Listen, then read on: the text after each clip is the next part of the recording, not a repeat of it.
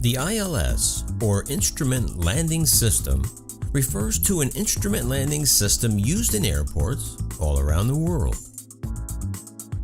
With ILS, landings are managed safely in all weather conditions, day or night. Through radar vectoring instructions given by air traffic controllers, airplanes are guided to be lined up behind each other, intercepting the ILS signal for landing. The ILS system uses a combination of two independent subsystems, one composed of antennas located on the ground and one on board the airplanes. On the ground, the localizer antenna, situated at the end of the runway, transmits a radio beam that indicates the runway's center line.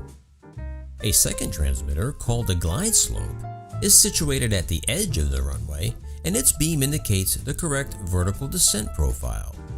In accordance with international civil aviation standards worldwide, the angle of this slope is maintained at 3 degrees.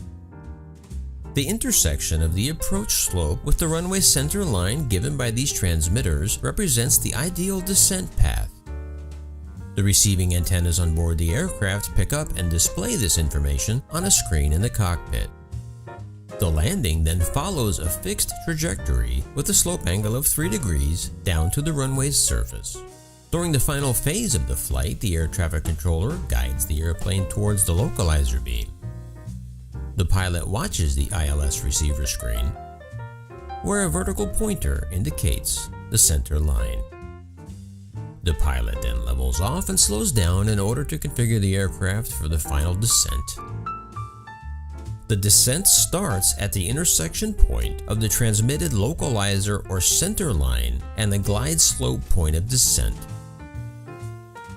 The landing trajectory is then fixed with a continuous 3-degree descent profile down to the runway. This sequence, recorded 3 kilometers or just under 2 miles from the runway, shows the precision of the ILS system. We can see all the airplanes safely separated and following exactly at the same trajectory.